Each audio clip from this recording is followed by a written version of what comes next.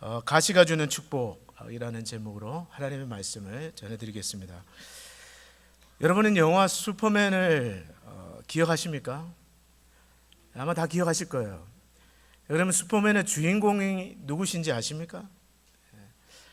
아마 이름은 잘 모르셔도 그의 잘생긴 얼굴은 아마 기억하실 것입니다. 크리스토퍼 리브라는 사람이에요.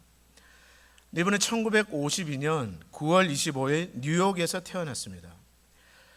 9세 때부터 아역으로 데뷔를 하고 또 16세에는 연극원에 입학을 하고 배우로 활동을 했습니다. 명문 코넬 대학에서 음악과 문학을 전공했지만 연극이 재밌는 거예요. 그래서 줄리어드로 가서 그때부터 연기 공부를 시작합니다. 재학 시절 TV 연속극 Love of Life 거기에 출연하기 시작했고요.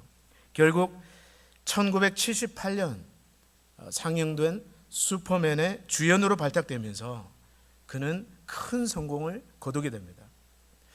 저도 지금 기억에 어렸을 적에 어머니 등에 업혀서 슈퍼맨을 인상적으로 극장에서 보았던 기억이 있습니다. 믿거나 말거나. 제가 4살 때예요. 4살 때. 그는 보트나 수영이나 승마와 이런 아웃도어 스포츠를 굉장히 즐겼어요.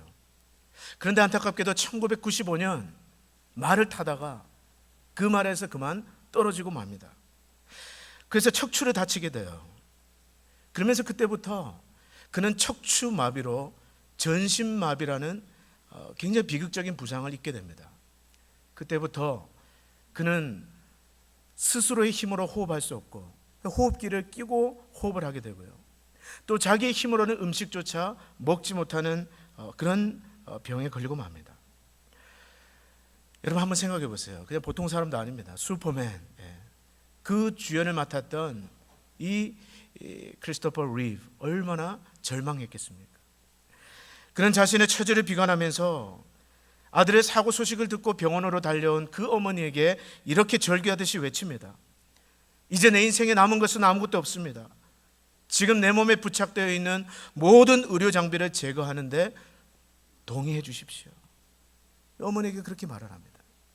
한참을 침묵하던 어머니는 누워있는 아들을 바라보면서 정말 너의 인생에 아무것도 남은 것이 없는 것 같구나.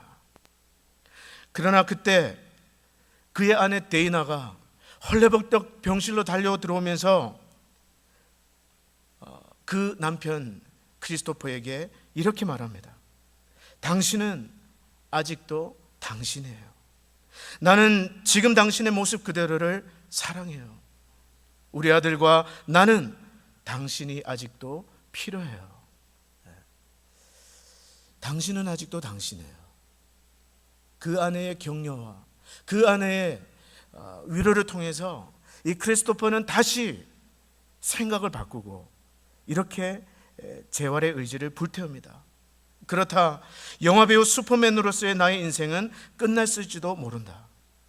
그러나 내게는 아직도 행복한 가정의 가장으로서의 미래가 남아있다. 그리고 척추장애 전신마비를 극복하기 위한 연구활동 지원이라는 새로운 사명이 나에게 기다리고 있다.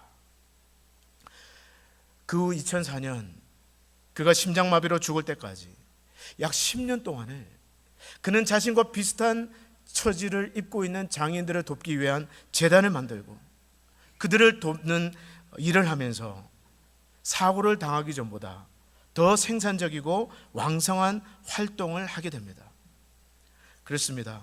우리 주변에는요, 건강했을 때보다 건강을 잃거나 장애를 입고 난 다음에 더 보람있고 의미 있는 인생을 살아가는 사람들이 적지 않습니다. 그 중에 하나가 바로 사도 바울입니다. 사도 바울은 평생 핸디캡을 안고 살았습니다.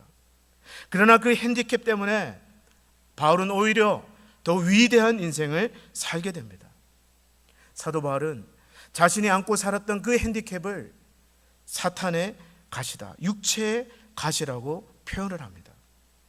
그런데 그 육체의 가시가 그의 삶과 사역에 어떻게 축복이 되었는지, 또 그 경험을 통해서 오늘 우리는 우리에게 있는 육체의 가시를 통해서 어떻게 축복으로 바라볼 것인지 저는 오늘 말씀을 통해서 여러분과 함께 나누기를 원합니다.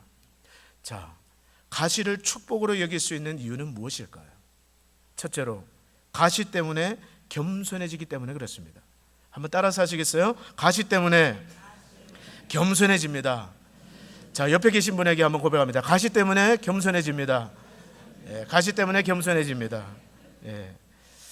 우리 다 같이 7절을 한번 읽어보겠습니다. 7절 말씀입니다. 시작. 여러 계시를 받은 것이 지극히 크므로 너무 자만하지 않게 하시려고 내 육체의 가시 곧 사탄의 사자를 주셨으니 이는 나를 쳐서 너무 자만하지 않게 하려 하심이라. 자, 여기에서 가시라는 것의 헬라 단어는 스콜롭스입니다. 스콜롭스, 가시. 문자 그대로는 막대기라는 뜻이 있고요, 또 말뚝이라는 뜻도 있습니다. 끝이 뾰족한 날카로운 가시라는 의미를 가지고 있습니다. 여러분, 무슨 뜻이에요? 날카롭고 고통을 주는 어떤 것, 그리고 끊임없이 짜증나게 만들고 좌절하게 만들고 낙담시키고 절망시키는 그 어떤 것, 없었으면 좋겠다 싶은 것, 당장이라도 내 삶에서 빼내버리고 싶은 것, 제거했으면 좋겠다고 생각되는 것, 그러나 쉽게 없어지지 않는 것, 그것이 바로 스콜롭스, 바울이 말하는 가시입니다. 여러분, 바울에게 그 가시는 정확하게 무엇이었을까요? 성경은 그 바울이 가지고 있었던 가시를 무엇인지 구체적으로 설명해 주고 있지는 않습니다. 그러나 어떤 성경학자들에 따르면 그것은 아마도 바울에게 있었던 육체적인 질병이었을 것이다. 그를 괴롭히던 눈병, 안질, 혹은 만성적인 간질이었을지도 모른다. 또 어떤 사람들은 아마 그를 끊임없이 괴롭혔던 편두통이었을 것이다. 혹은 만성적으로 발작하면서 일어났던 말라리아와 같은 열병이었을 것이라고도 이야기합니다. 한편 어떤 이들은요, 그 바울에게 있었던 가시가 육체의 질병이 아니라 그를 계속해서 따라다니면서 괴롭혔던 낙담과 우울증과 아마 그런 정서적인 문제였을 것이라고도 이야기합니다. 그런가 하면 어떤 학자들은 그런 육체적인 질병이나 정신적인 질병이 아니라 아마 그를 끊임없이 따라다니면서 괴롭혔던 대적자들, 그리고 거짓 복음을 선포하면서 바울을 모함하고 바울을 괴롭혔던 어떤 사람들이었을 것이라고도 이야기합니다. 한 가지 확실한 것은 바울에게 그것은 끊임없는 고통이었을 것이라는 것입니다. 아마 여러분, 바울은 그렇게 생각했을 거예요. 만약 이 가시만 내게 없더라면 나는 아마 좀 더 활동적으로 능력 있게 복음을 전할 수가 있었을 텐데, 나는 좀 더 주를 위해서 많은 봉사를, 지금보다 더 많은 사역을 할 수 있었을 텐데, 그러나 그 가시는 그의 몸과 존재 안에 박혀 있으면서 계속해서 그를 괴롭히고 절망에 빠뜨리고 좌절하게 만들었습니다. 그런데 여러분, 오늘 바울은 고린도후서 12장 7절에서 뭐라고 이야기합니까? 오늘 바울은 고백하기를 내가 받은 계시들이 지극히 큰 것을 인해서 나로 교만하지 않게 하시려고 내 육체의 가시 곧 사탄의 사자를 주셨습니다. 이는 나를 쳐서 교만하지 않게 하시려는 것입니다. 바울은 그렇게 해석을 합니다. 여러분, 하나님은 어떤 분이세요? 하나님은요, 이 세상 어떤 누구에게라도 축복만을 주는 분이 아닙니다. 하나님은 좋은 일만을 주시는 하나님이 아니에요. 좋은 사람만 만나게 하시는 하나님이 아니십니다. 어느 누구도 가시 하나쯤은 안고 살아가게 하시는 분이 바로 하나님이세요. 그래서 여러분, 예를 들면 어떤 분은 장사가 잘 되거나 사업이 잘 돼서 돈 걱정 없이 살아가는 분이 있습니다. 또 그런 분들 가운데는 부부간의 금슬도 좋아서 부부간에도 사이가 좋은 분들이 있어요. 그러나 그런 분들에게도 기도 제목이 있는데, 늘 기도 제목을 말하라면 자식이 기도 제목입니다. 자식 때문에 눈물 뿌려 기도하고, 자식 때문에 속상하고, 자식이 가시예요. 그런가 하면 어떤 분은요, 자식도 잘 크고 사업도 잘 되고 돈도 잘 벌고, 그런데 기도 제목을 내면 항상 남편이 왼수예요. 기도 제목 때문에 날마다 남편을 위해서 기도하라고 합니다.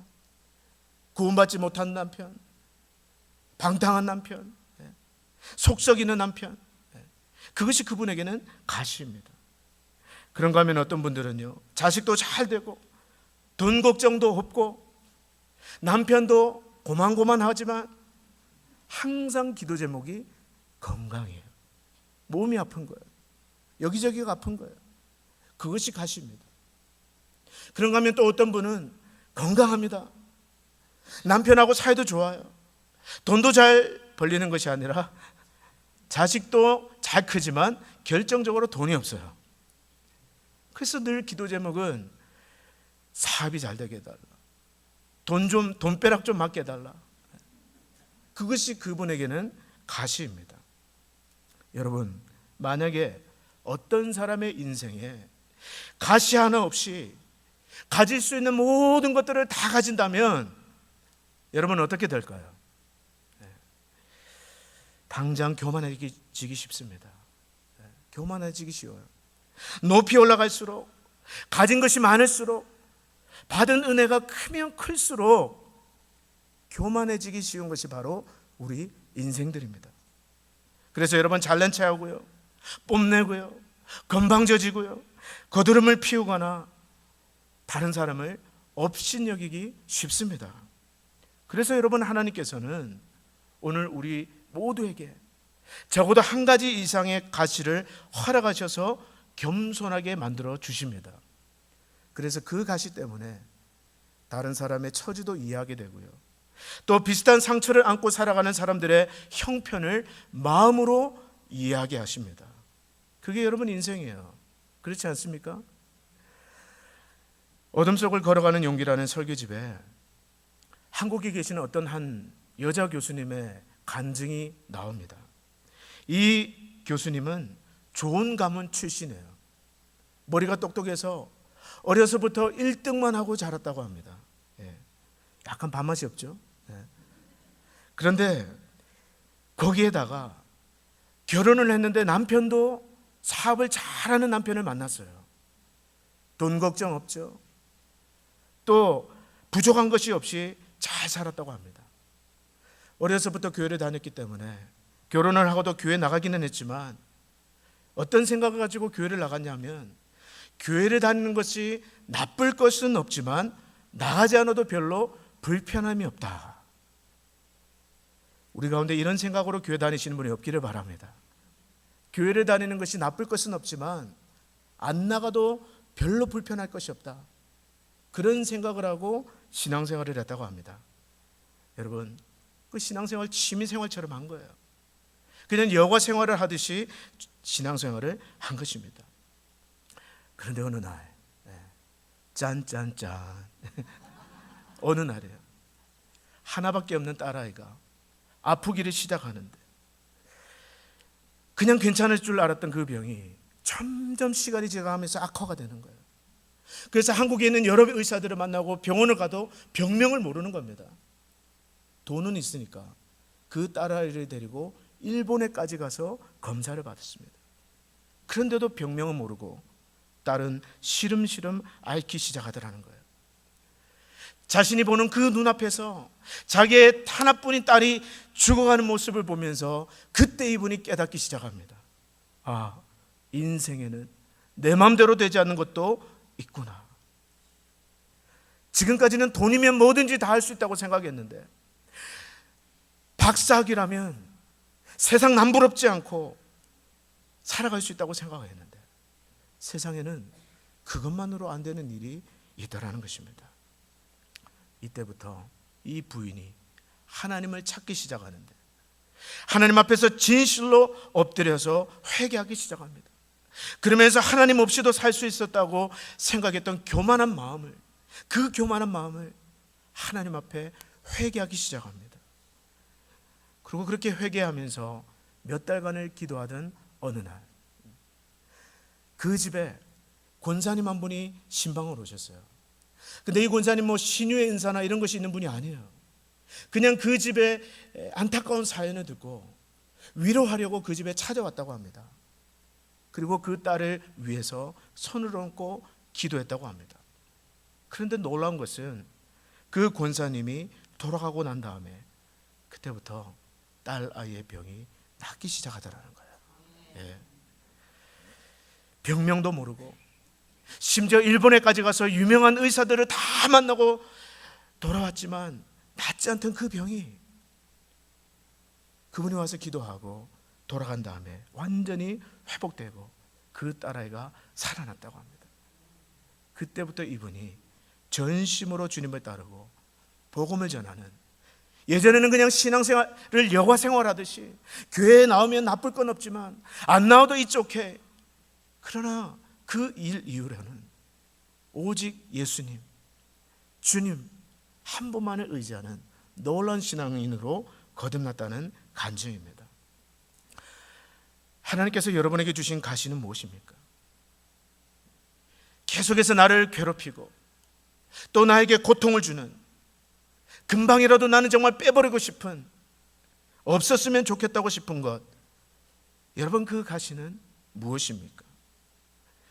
때로는 그 가시 때문에 여러분이 좀 답답하고 속상하시겠지만, 그러나 그 가시 때문에 하나님은 여러분들을 좀 더 겸손한 사람으로 만드신다는 것을 여러분은 믿으시기를 바랍니다. 그 가시로 인해서 하나님 앞에 감사하십시오. 생각해 보세요.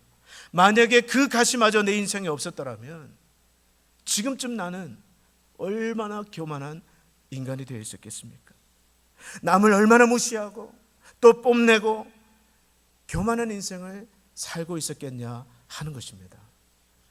가시는 우리로 하여금 겸손한 사람이 되게 하기 때문에 축복인 것입니다.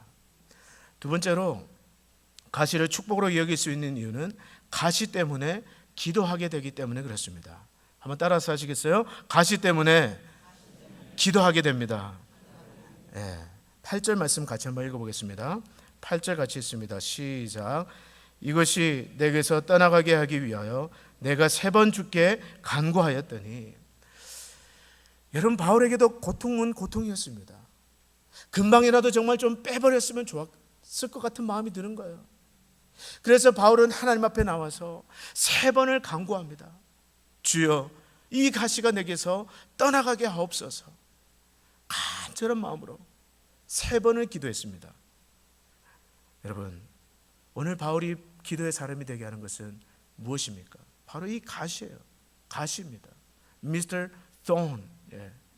가시는 기도의 사람으로 만드는 최고의 선생입니다. 여러분 시편에 보면 주옥 같은 기도문들이 많은데요, 오늘 다윗을 기도의 사람으로 만든 것이 무엇입니까? 그것은요, 다윗은 책을 읽고 기도의 사람이 된 것이 아니에요. 성경을 공부해서 기도의 사람이 된 것이 아닙니다. 다윗을 기도의 사람이 되게 한 것은 사울이라는 가시였어요. 여러분 우리도 그렇습니다. 찌르는 그 사람, 직장에 가든 가정에 가든 교회에 가든 오늘 나를 찌르는 사람, 오늘 내 마음에 고통을 주는 사람, 바로 그 사람 때문에 여러분은 어떻습니까? 때로는 새벽에 나와서 기도하고, 때로는 수요 저녁에 나와서 기도하고, 때로는 철야하고, 그 찌르는 고통이 너무너무 심하면 여러분 금식하면서까지 기도하게 되지 않습니까? 하나님의 관심은 뭐예요? 하나님의 관심은요, 고통 자체가 아닙니다. 하나님은 그 사람에게 관심이 있는 것이 아니라 바로 그 사람을 통해서 오늘 여러분을 기도의 사람으로 만드는 일에 하나님은 관심을 갖고 계십니다. 주님은 나의 최고봉이라는 책이 있습니다. My utmost for his highest. 굉장히 유명한 책이에요. 여러분 한번 읽어보시기를 바랍니다. 빌리 그레엄 목사님이 최고의 책이라고 찬사를 아끼지 않았던 오스왈드 챔버스라는 분이 쓴 책인데요, 그가 쓴 일기에 이런 내용이 나옵니다. 내 마음에는 큰 두려움이 있다. 하나님은 그것을 사용해 내게 기도하게 하셨다. 10년 전 능력 있는 하나님의 사람을 만난 적이 있다. 그로부터 10년이 흐르고 그를 다시 만났는데 수다스럽고 활기 없는 모습이었다. 나이 40이 넘으면 그렇게 변하는 이들이 얼마나 많은지, 게으름과 방종에 대한 우려가 큰 두려움으로 다가와 나는 하나님께 받은 은혜를 잊지 않기 위해 그분을 간절히 붙들게 되었다. 여러분, 오늘 이 사람을, 이 위대한 하나님의 사람을 평생에 기도하는 사람으로 바꾼 것이 무엇입니까? 그의 마음에 있었던 큰 두려움이에요. 그것이 어떤 사람이었든, 그것이 어떤 환경이었든, 그는 그 두려움의 가시로 하나님 앞에 깨어있는 기도의 사람이 된 것입니다. 바울도 마찬가지예요. 바울이 오늘 고린도에서 사역할 때 그는 두려워했다고 말합니다. 고린도전서 2장 3절에 보면 이렇게 말을 합니다. 내가 여러분에게 갔을 때 나는 연약하고 두렵고 떨리는 가운데 있었습니다. 그리고 고린도후서 1장 8절에도 말하기를 형제들이여 우리가 아시아에서 당한 환난에 대해 여러분들이 알지 못하기를 원치 않습니다. 우리는 힘에 지나도록 심한 고난을 받아 살 소망까지 끊어질 지경이 되었습니다. 우리는 마음에 사형 선고를 내려야 했습니다. 여러분, 하나님께서 바울에게 이런 고백을 하게 하신 목적이 무엇입니까? 왜 이런 경험을 하게 하셨습니까? 바울은 말하기를 이는 우리로 자기를 의지하지 말고 오직 죽은 자를 다시 살리시는 하나님만 의지하게 하려 하심이라. 하나님만 자기 자신을 의지하지 않고 하나님만 의지하고 하나님만 붙들고 기도하는 기도의 사람이 되게 하시려고 하나님은 두려움도 경험하게 하시고 마음의 약함도 경험하게 하시고 심지어 이제는 죽었다고 생각하는 그 고통을 겪게 하신 것입니다. 여러분, 하나님께서요, 왜 여러분 주변에 까다로운 사람들, 여러분을 찌르는 사람들, 마음에 고통을 주는 사람들을, 가시 같은 사람들을 허락하시는지 아십니까? 여러분이 미워서가 아니에요. 또 하나님께서 너 한번 그 인간 때문에 골탕 먹어봐라, 그럴 하나님이 아니십니다. 오히려 하나님은요, 여러분들에게 관심이 있으세요. 너는 그 사람을 바라보고 있지만 나는 너를 바라보고 있다. 나는 네가 그 사람을 통해서 더 깊이 있는 기도의 사람이 되기를 원한다는 것입니다. 그것이 하나님의 목적이에요. 여러분의 삶에 지금 찌르는 가시가 있습니까? 사울을 통하여 다윗이 되게 하셨던 그 하나님께서 바로 여러분들을 기도의 사람 되게 하시려고 여러분들에게 허락하시는 줄 알고 여러분 기도의 자리로 나오시기를 바랍니다. 가시도 그 가시를 품고 기도하는 순간 그것은 여러분을 하나님의 사람으로 빚어가시는 하나님의 손길이 된다는 것을 믿으시기를 바랍니다. 가시가 축복이 되는 첫 번째 이유, 그것은 그 가시 때문에 우리는 보다 겸손한 하나님의 사람이 되게 됩니다. 그리고 두 번째로 가시는 우리를 기도의 사람으로 만들어가는 것입니다. 마지막으로 가시가 축복이 되는 이유는 그 가시 때문에 우리는 삶 속에서 그리스도의 능력을 경험하게 되기 때문입니다. 마지막으로 한 번 더 따라서 하시겠어요? 가시 때문에 하나님의 능력을 경험하게 됩니다. 옆에 계신 분에게 가시 때문에 하나님의 능력을 경험하게 됩니다. 가시 때문에 하나님의 능력을 경험하게 됩니다. 9절로 10절을 같이 한번 읽어보겠습니다. 9절부터 10절입니다. 시작. 나에게 이르시기를 내 은혜가 내게 족하도다. 이는 내 능력이 약한 데서 온전하여 짐이라 하신지라. 그러므로 도리어 크게 기뻐함으로 나의 여러 약한 것들에 대하여 자랑하리니 이는 그리스도의 능력이 내게 머물게 하려 함이라. 그러므로 내가 그리스도를 위하여 약한 것들과 능력과 궁핍과 박해와 곤고를 기뻐하노니 이는 내가 약한 그때에 강함이라. 여러분, 위대한 사도 바울도 하나님 앞에 기도하다가 노로 응답을 받은 적이 있습니다. 하나님이 거절하셨어요. 자기는 그 고통스러운 가시를 없애달라고 3번이나 죽게 간구했는데 하나님 뭐라고 응답하십니까? No, but my grace is enough for you. 비록 노로 응답하셨지만 하나님 말씀하셨어요. 내 은혜가 내게 족하도다. 이는 내 능력이 약한 데서 강해짐이라. 여러분, 하나님은 그 가시를 없애주시지 않으셨지만 대신에 그 가시를 바라보는 바울의 생각을 바꾸어 주셨습니다. 하나님은 그 가시를 없애주지 않으시고 오히려 바울의 눈을 열어주셔서 그 가시가 그의 삶에 얼마나 축복인지를 하나님은 보게 하셨습니다. 여러분, 이것은요 마치 하나님께서 이렇게 말씀하시는 것과 같아요. 너는 내가 약할 때, 네가 아플 때, 누군가 너를 공격하고 누군가 너에게 모욕을 주고 무시하고 짓밟을 때, 또 네가 재정적으로 힘든 삶을 살 때, 어려움과 고난이 있을 때, 그러나 그때 너는 더욱 강해질 것이다. 그때 너의 믿음은 더 견고해질 것이고 그때 너의 믿음은 더 단단해질 것이다. 왜냐하면 바로 그때 너는 너의 힘이 아니라 내가 주는 나의 능력으로 살아갈 것이기 때문이다. 그러므로 기뻐하라. 그러므로 기뻐하라. 이는 네가 약할 때 곧 강함이 될 것이기 때문이다. 이용규 선교사가 쓴 떠남이라는 책에 이런 이야기가 나옵니다. 현재 중국의 가정교회 지도자들, 여러분 중국은 아직도 복음의 자유가 없어요. 그래서 여러분 중국은 지하교회로 모입니다. 근데 그 지하교회 지도자들은 보통 평균 23년을 감옥에서 생활을 합니다. 복음 전하는 것 때문에 23년 동안. 그래서 평생에 7번을 감옥으로 들락날락 거린다는 거예요.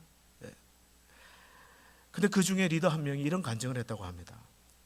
그 사람이 두 번째 감옥에 들어갔을 때 너무나 큰 두려움이 그를 덮었던 것이에요. 무엇보다 가혹한 고문이 견딜 수가 없었습니다. 그래서 이제 도저히 인간적으로는 이 고문을 견딜 수가 없어서 차라리 내가 죽고 말자. 얼마나 괴로웠으면 차라리 죽고 말자. 그래서 방법을 생각하다가 그 감옥 위에 있는 여러분 전구를 빼내서 그 흐르는 전류를 만지면 죽겠지. 근데 그걸 잡았는데 죽지는 않고 그냥 바닥에 떨어진 거예요. 그 모습을 본 간수가 고래고래 고함을 치면서 그 사람을, 그 목사님을 독방으로 가두었습니다. 그 독방에서 통곡하면서 괴로워하고 있는데 그때 처음으로 선명한 하나님의 음성을 듣게 됩니다. 바로 그 말씀은 너무나 의외의 말씀이었어요. 오늘 우리가 본문에서 읽은 이 말씀, 내 은혜가 너에게 족하니라. 내 은혜가 내게 족하니라. 놀라운 것은 그 음성을 들은 그때부터 더 이상 고문이 고통으로 다가오지 않더라는 거예요. 더 이상 그 감옥에서 당하는 고통과 수치와 능력과 이런 것들이 더 이상 자신을 괴롭히지 않게 되더라는 거예요. 그리고 그는 23년을 감옥 생활을 하고 출소하게 되는데 지금 그 목사님이 세례를 주는 여러분 중국 그리스도인이 하나에 1000명이 넘는다는 겁니다. 별로 놀라지를 않으시는데요. 저는 저희 교회 부임하고 2년 동안 지금 한 5명 밖에 안 돼요, 여러분. 지금 그분은 한 해에 1000명이 넘는 사람들에게 예수 그리스도 이름으로 세례를 베푼다는 겁니다. 무슨 말입니까? 한 사람이 평생에 해도 다 못할 사역을 그는 불과 6개월, 1년 만에 이루고 있더라는 거예요. 이것이 누구의 힘입니까? 그분의 능력입니까? 아니에요. 내 은혜가 내게 족하도다. 이는 네 능력이 약한 데서 강해짐이라. 여러분, 왜 하나님께서는 그 지도자가 좀 더 젊을 때 부르지 않으셨을까요? 좀 더 혈기왕성하고 피곤을 느끼지 않고 좀 더 건강할 때 그를 불러서 쓰지 않으시고 그때는 감옥에 넣어두시고 고생하게 하시고 고통받게 하시고 그랬다가 나중에 건강도 젊음도 육체의 활기도 잃어버린 그 순간에 왜 그를 통해서 놀라운 일을 이루고 계십니까? 그 이유는 이는 그리스도의 능력이 내게 머물게 하려 하심이라. 여러분, 가시가 왜 축복입니까? 만약에 우리 인생에 가시가 없다면 여러분과 저는 우리 자신을 신뢰할 거예요. 만약에 우리 삶에 가시가 없다면 아마 여러분과 저는요, 내가 할 수 있는 것만 순종하는 사람이 되어 있었을 것입니다. 내가 할 수 있는 일만 봉사하고, 내가 할 수 있는, 사랑할 수 있는 사람만 사랑하고, 내가 할 수 있는 것만 우리는 골라 잡아서 순종하는 사람이 되어 있을 것입니다. 그러나 여러분, 바로 그 가시 때문에 오늘 여러분과 저는 위로부터 내려오는 능력을 경험하게 되는 것입니다. 그래서 내 힘이 아니라 하나님이 주시는 그 능력을 경험할 때 우리는 비로소 우리가 사랑할 수 없는 사람을 사랑하게 될 것이고, 우리 인간적인 힘으로는 감당할 수 없는 고난도 감당하게 될 것입니다. 그리고 우리 인간적인 힘으로 감당할 수 없는 사명도 넉넉하게 감당하는 사람이 될 것입니다. 그래서 여러분, 가시는 축복이 되는 것입니다. 지금 하나님께서 여러분의 삶에 주신 가시는 무엇입니까? 이 말씀 듣는 여러분에게 이런 고백이 있기를 바랍니다. 그러므로 내가 그리스도를 위하여 그 가시를 기뻐하노니 내가 약한 그때에 강함이라. 기도하겠습니다.